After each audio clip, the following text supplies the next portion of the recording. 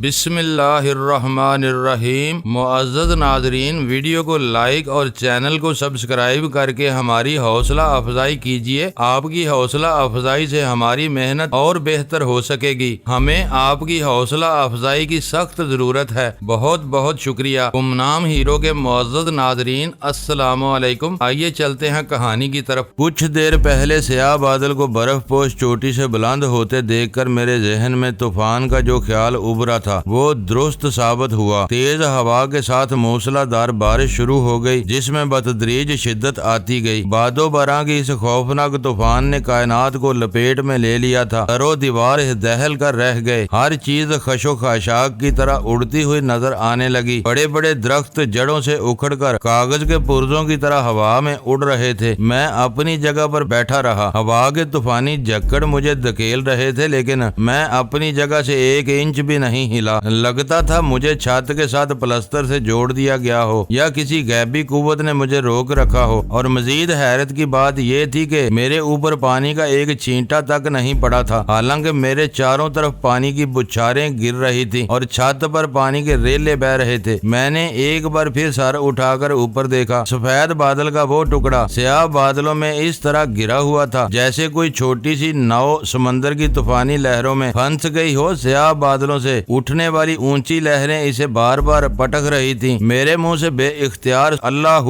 کا نعرہ بلند ہوا۔ یہ آواز بجلی کے کڑاکے کی طرح آسمان کی وسعتوں پر چاروں طرف پھیلتی چلی گئی۔ سفید آبر پارا بھی جیسے سنبھل گیا۔ اب وہ لپک لپک کر اپنے حریف پر حملہ آور ہو رہا تھا۔ طوفان کا زور ٹوٹ گیا۔ ہوا کے جھکڑوں کی شدت میں بتدریج کمی آتی گئی اور موسلا دھار بارش بھی اچانک ہی رک گئی۔ سیاہ بادل ٹکڑے ٹکڑے ہو کر بکھرنے لگا اور چند منٹ بعد ہی اس کا نام و نشان تک مٹ گیا۔ آسمان کی وسعتوں پر ستارے چمکتے ہوئے نظر آنے لگے اور روئی کے گالوں کی طرح وہ چھوٹا سا سفید آبر پارا ہوا کے جھونکوں پر تیر رہا تھا۔ اسے دیکھ کر فتح مندی کا احساس ہوتا تھا۔ میرے ہونٹوں پر بے اختیار مسکراہٹ آ گئی اور پھر دوسرے ہی لمحے میں چونک گیا۔ سفید بادل کا وہ ٹکڑا ایک انسانی ہیولے کی صورت اختیار کر گیا۔ آسمان پر چاند نہیں تھا، لیکن لگتا تھا دودھ یا چاندنی نے انسانی پیکر کا روپ دار لیا ہو۔ وہ ہیولا تیرتا ہوا میری طرف آنے لگا اور پھر مجھ سے چند فٹ کے فاصلے پر رک گیا۔ میرے ہونٹوں کی مسکراہٹ واضح ہو گئی۔ وہ ہیولا اگرچہ واضح نہیں تھا، چہرے کے نقش نظر نہیں آ رہے تھے، لیکن میں سمجھ گیا کہ وہ نیلگری تھی۔ میں چھت کے کونے پر اس جگہ بیٹھا تھا جہاں دو طرف سے منڈیر پر آپس میں ملتی تھی۔ اس طرح وہاں ایک تکون بن گئی تھی اور نیلگری منڈیر کی دوسری طرف ہوا میں معلق کھڑی تھی۔ وہ تمہیں روکنا چاہتا ہے، کانوں میں رس گولتی ہوئی ایک سرگوشیانہ آواز میری سماعت سے ٹکرائی۔ اس سے پہلے کہ وہ تمہیں اپنی قوتوں سے مفلوج کر کے مجھ تک پہنچ جائے، تم اسے آگے بڑھنے سے روک دو۔ وہ کہاں ہے؟ میں نے ہیولے کی طرف دیکھتے ہوئے پوچھا۔ نیلگری کی شمالی چوٹی اور تلکو جھیل کے درمیان پہاڑوں میں بدھا کی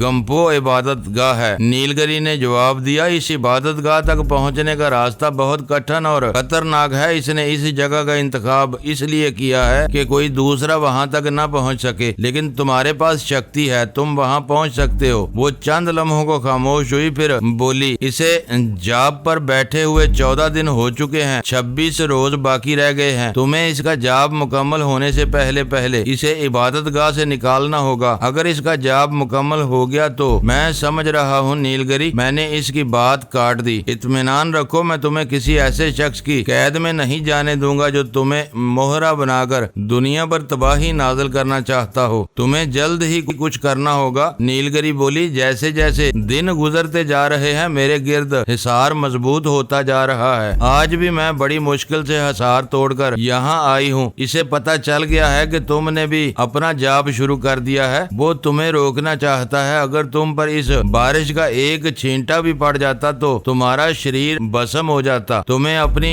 حفاظت بھی کرنی ہوگی۔ وہ تمہیں روکنے کے لیے حملے کرتا رہے گا۔ اب میں جا رہی ہوں، تمہیں بھی جلد سے جلد یہاں سے روانہ ہو جانا چاہیے۔ نیلگری کا چاندنی میں ڈلا ہوا ہیولا آہستہ آہستہ فضا میں بلند ہونے لگا۔ میں اسے دور ہٹتے ہوئے دیکھتا رہا۔ دور، بہت دور پہاڑی برف پوش چوٹی پر پہنچ کر وہ ہیولا میری نگاہوں سے اوجھل ہو گیا۔ مجھے ہلکا سا جھٹکا لگا، جیسے کسی نے میرے کندھے پر ہاتھ رکھ کر مجھے ہلایا ہو۔ میں نے آنکھیں کھول دی اور ادھر ادھر دیکھنے لگا۔ میرے آس پاس کوئی نہیں تھا اور پھر اچانک اچانک میں چونک گیا۔ ابھی کچھ دیر پہلے ہی تو میں نے ایک بہت زبردست طوفان دیکھا تھا۔ موسلادھار بارش اور طوفانی ہوا کے جھکڑ درخت جڑوں سے اکھڑ کر ہوا میں اڑتے ہوئے دیکھے تھے، لیکن یہاں تو کچھ بھی نہیں تھا۔ دن کا مدھم سا اجالا پھیلنے لگا تھا، آسمان بالکل صاف تھا، ہر چیز معمول کے مطابق تھی، نہ کوئی درخت جڑ سے اکھڑا تھا اور نہ ہی کہیں سیلابی پانی نظر آ رہا تھا۔ میں نے کوئی خواب نہیں دیکھا، وہ سب کچھ جاگتی آنکھوں سے دیکھا تھا۔ آسمان پر بادلوں میں وہ جڑب، طوفان،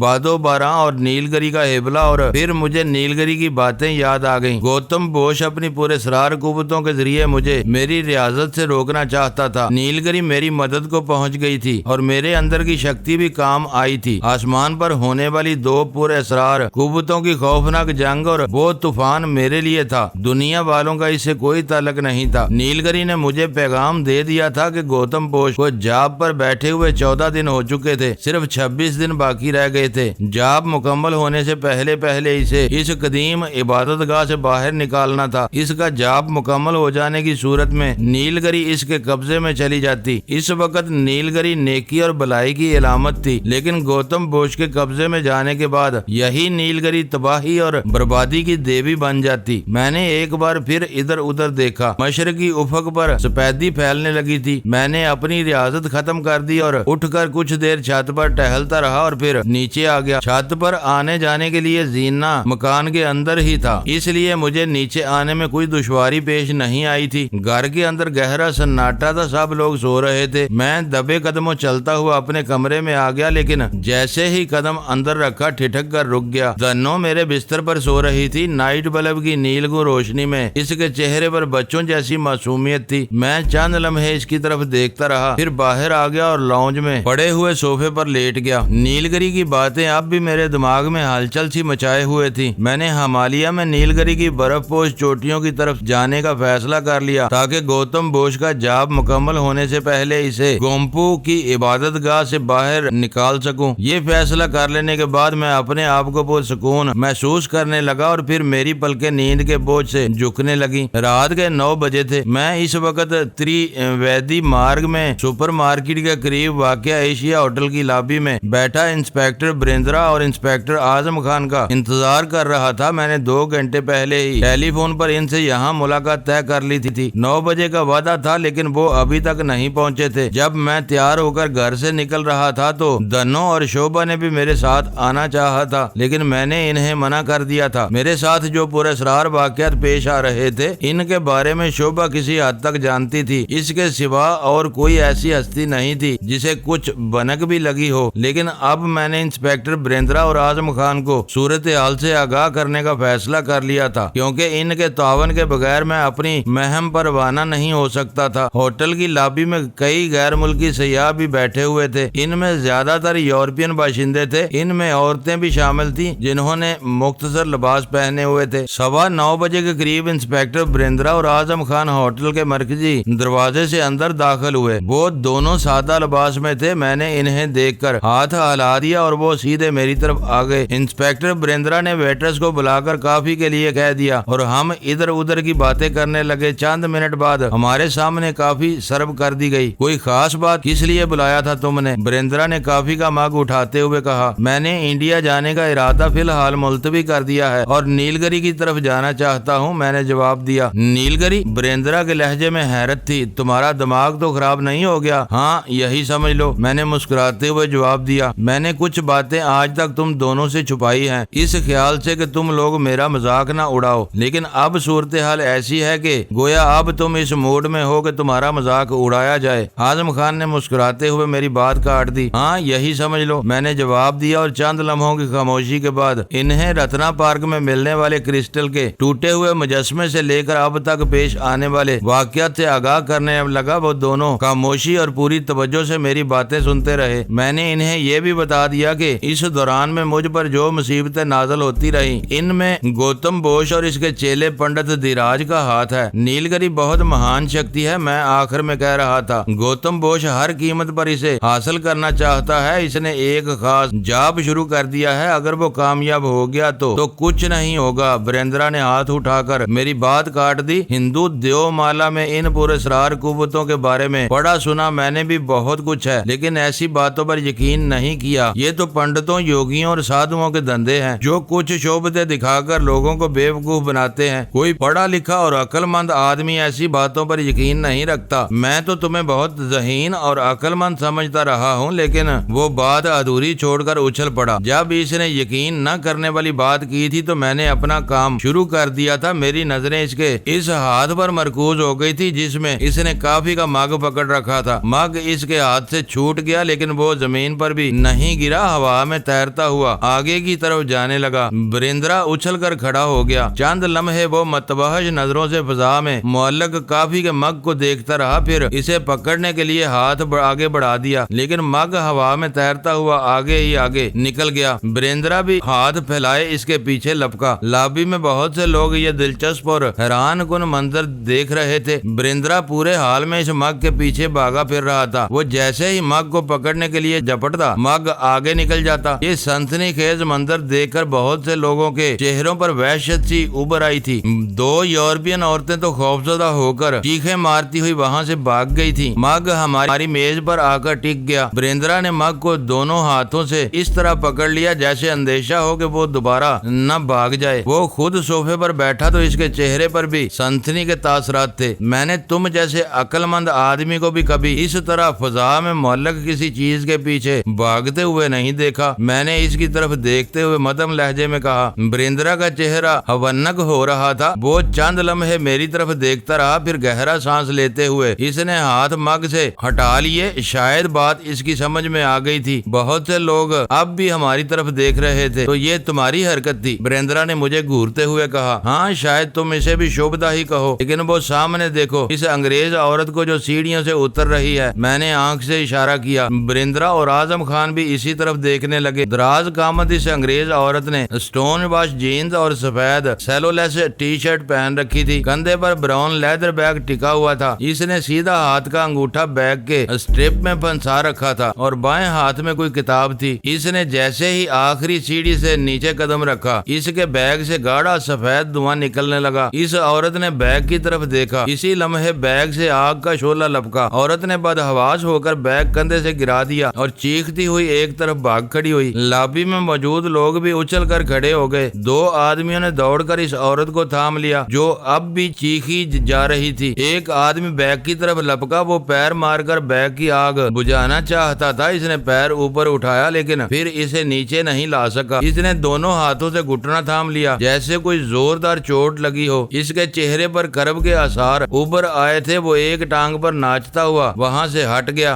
بیگ کی آگ خود بخود بجھ گئی۔ ایک آدمی نے آگے بڑھ کر بیگ اٹھایا اور اسے الٹ پلٹ کر دیکھنے لگا۔ بیگ کو کوئی نقصان نہیں پہنچا تھا۔ اس پر آگ کا معمولی سا اثر بھی نہیں ہوا۔ وہ بیگ کو جھاڑتا ہوا اس انگریز عورت کے قریب آ گیا اور بیگ اس کی طرف بڑھا دیا۔ انگریز عورت نے ڈرتے ڈرتے بیگ پکڑ لیا۔ پہلے اسے الٹ پلٹ کر دیکھتی رہی، پھر اسے کھول کر اندر جھانکا، ایک ایک چیز کو ٹٹول کر دیکھا اور پھر بیگ کندھے پر لٹکا کر بیرونی دروازے کی طرف بڑھ گئی۔ اس کے چہرے پر ہلکے سے خوف کے تاثرات نظر آ رہے تھے۔ انسپکٹر بریندرا اور اعظم خان پھٹی پھٹی نظروں سے میری طرف دیکھ رہے تھے۔ یہ سب کچھ تم نے کہاں سے سیکھا؟ بریندرا نے میرے چہرے پر نظریں جماتے ہوئے کہا۔ تم اب بھی اسے شوبدہ بازی ہی سمجھ رہے ہو؟ میں نے مسکراتے ہوئے کہا۔ میں تمہیں یہ باور کرانا چاہتا ہوں کہ اس دنیا میں ایسی پر اسرار قوتیں موجود ہیں جن سے بڑے بڑے کام لیے جا سکتے ہیں۔ خود انسان کے اندر اتنی قوتیں ہیں جن کے بارے میں جان کر حیرت ہوتی ہے۔ ان قوتوں کو حاصل کرنے کے لیے کٹھن محنت اور ریاضت کی ضرورت ہوتی ہے، اور اس میں نیت کو بھی بڑا دخل ہوتا ہے۔ پنڈت، سادھو اور یوگی اپنے جیون کٹھنائیوں اور تپسیا میں گزار دیتے ہیں، کامیابی لاکھوں میں کسی ایک کو ملتی ہے۔ میں چند لمحوں کو خاموش ہوا، پھر بات جاری رکھتے ہوئے کہا۔ نیلگری بھی دراصل انسان کے اندر کی ایک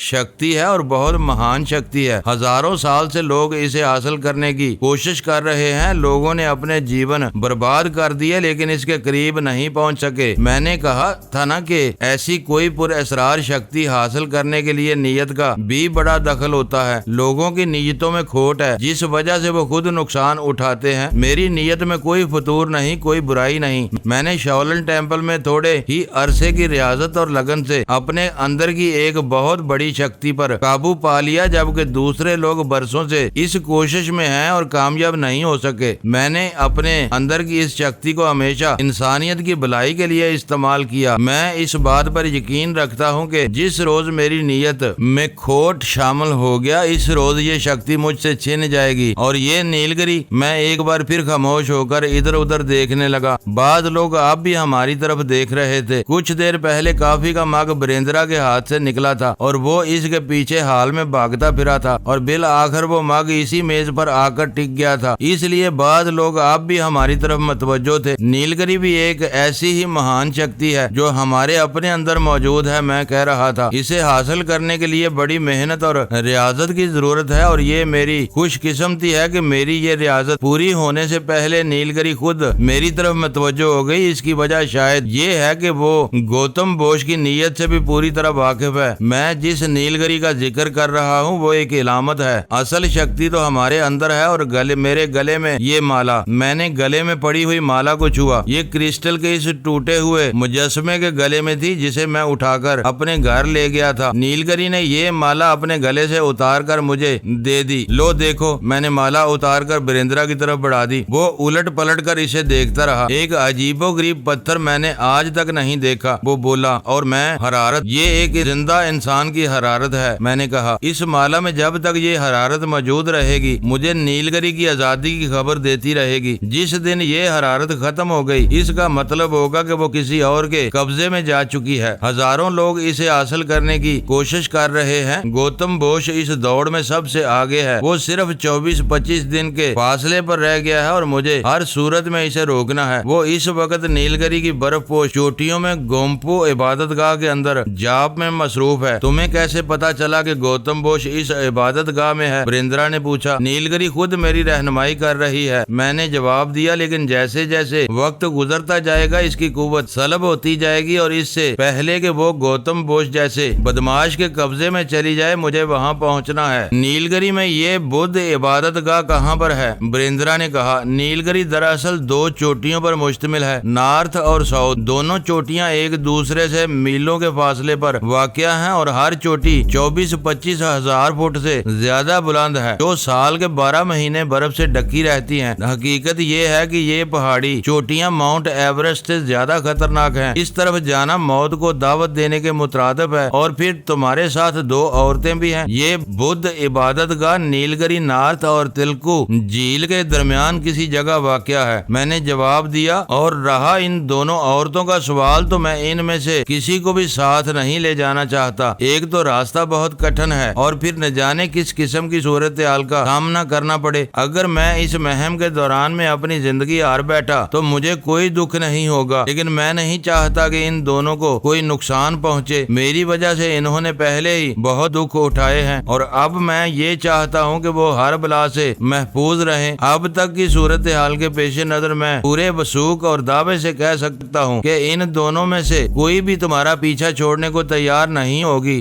بریندرا نے مسکراتے ہوئے کہا، ویسے تم مجھ سے کیا چاہتے ہو؟ میں زیادہ سے زیادہ پرسوں یہاں سے روانہ ہو جانا چاہتا ہوں، میں نے جواب دیا۔ میرے بعد تم ان دونوں کو انڈیا بھیجنے کا بندوبست کر دینا۔ شوبھا کی وہاں بہت پراپرٹی ہے، ایک ہوٹل بھی ہے، وہاں میرے کچھ مخلص دوست بھی ہیں جو انہیں سنبھال لیں گے۔ ٹھیک ہے، بریندرا نے گہرا سانس لیتے ہوئے جواب دیا، کوشش کروں گا، لیکن میں یہ دعویٰ نہیں کر سکتا کہ یہ دونوں بلائیں میرے قابو میں آ جائیں گی۔ ویسے اس کے علاوہ میں تمہاری کیا مدد کر سکتا ہوں؟ مجھے تم جیسے مخلص دوستوں کی دعاؤں کی ضرورت ہے، میں نے مسکراتے ہوئے کہا۔ ایک بات اور، اس نے میرے چہرے پر نظریں جما دی۔ نیلگری والی کہانی ایک بہت اچھا افسانہ ثابت ہو سکتی ہے، لیکن اگر تم میرے منہ سے بے اختیار نکلا اس کا مطلب ہے کہ تم میری بات کا یقین نہیں کیا۔ اگر تم نیلگری کی ایک جھلک دکھلا دو تو وہ بدستور مسکرا رہا تھا۔ لاؤ یہ مالا مجھے دو۔ میں نے اعظم خان کی طرف ہاتھ بڑھا دیا کیونکہ وہ مالا اس وقت اسی کے پاس تھی۔ میں نے مالا لے کر گلے میں ڈال لی اور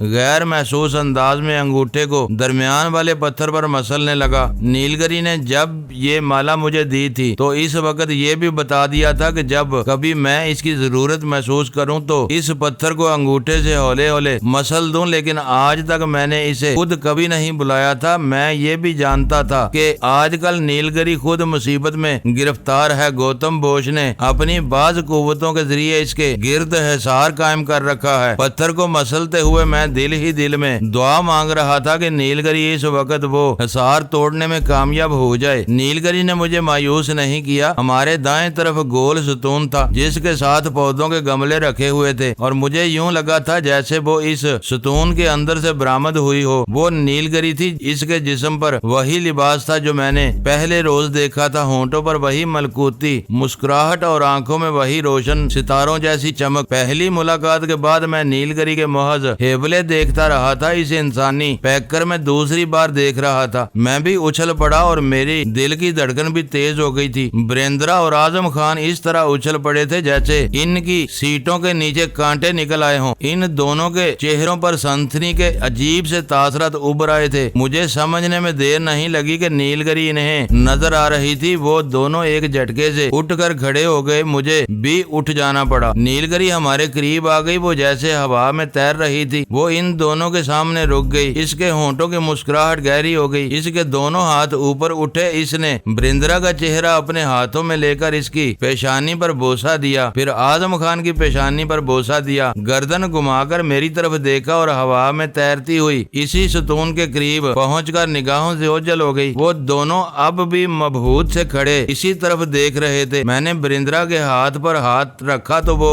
اچھل پڑا۔ بیٹھ جاؤ، وہ جا چکی ہے، میں نے مسکراتے ہوئے کہا۔ وہ دونوں بیٹھ گئے، دونوں کے ہاتھ اپنی اپنی پیشانی پر تھے اور دونوں کے چہروں پر سنسنی کے تاثرات نمایاں تھے۔ میں چونکہ خود بھی ایسی کیفیت میں مبتلا رہ چکا تھا، اس لیے ان کی کیفیت کو سمجھنے میں بھی مجھے ایک دشواری پیش نہیں آ رہی تھی۔ شاید اب تمہیں یقین آ گیا ہو کہ میں نے تمہیں کوئی افسانہ نہیں سنایا تھا بلکہ ایک حقیقت بیان کی تھی، میں نے بریندرا کی طرف دیکھتے ہوئے کہا۔ تمہاری بات کا یقین تو مجھے پہلے بھی تھا، بریندرا نے اپنی کیفیت پر قابو پانے کی کوشش کرتے ہوئے کہا۔ میں تو اس شکتی کو دیکھنا چاہتا تھا جسے حاصل کرنے کے لیے لوگ ہزاروں سال سے اپنی جانوں کی بازی لگا رہے ہیں۔ نیلگری کو دیکھ کر تو میرا بھی دل چاہنے لگا ہے کہ کوئی جاب شروع کر دوں۔ ہمت ہو تو ضرور ایسا کرو، میں نے ہلکا سا کہا لگایا۔ نہیں بھائی، ہم سے ایسی کٹھنائیاں برداشت نہیں ہو سکتی، بریندرا نے جواب دیا، پھر بولا۔ مجھے حیرت ہے اس لابی میں موجود لوگوں نے کوئی رد عمل ظاہر نہیں کیا، حالانکہ نیلگری کو دیکھ کر تو وہ کسی کو نظر ہی نہیں آئی ہوگی۔ میں نے اس کی بات کاٹ دی، وہ میری خواہش پر صرف تم دونوں کے سامنے آئی تھی۔ حیرت انگیز، بریندرا بولا۔ بہرحال اب بتاؤ میں تمہارے لیے کیا کر سکتا ہوں؟ وہی جو کچھ کہہ چکا ہوں، میں نے کہا۔ میں پرسوں صبح سویرے یہاں سے روانہ ہو جاؤں گا، تم میرے بعد ان دونوں کو انڈیا بھیج دینا۔ انسپیکٹر اعظم 2-4 دن میں واپس جانے والا ہے، بریندرا نے کہا۔ کوشش کروں گا کہ وہ دونوں اس کے ساتھ چلی جائیں، میرے سر سے بہت بڑا بوجھ اتر جائے گا، میں نے اس کا شکریہ ادا کرتے ہوئے کہا۔ تو چلو پھر تمہیں چھوڑ آئیں، بریندرا یہ کہتے ہوئے اٹھ گیا۔ اعظم خان اور میں نے بھی اپنی اپنی جگہ چھوڑ دی۔ جب ہم ہوٹل سے نکلے تو 12 بج رہے تھے۔ شہر کے بیشتر علاقوں کو دیکھ کر لگتا تھا جیسے ابھی شام اتری ہو۔ بریندرا نے ایک جگہ گاڑی روک کر کچھ پھل وغیرہ خرید لیے اور پھر گاڑی مختلف سڑکوں پر گھومتی ہوئی خان کوٹ کی طرف جانے والی شاہراہ پر دوڑنے لگی۔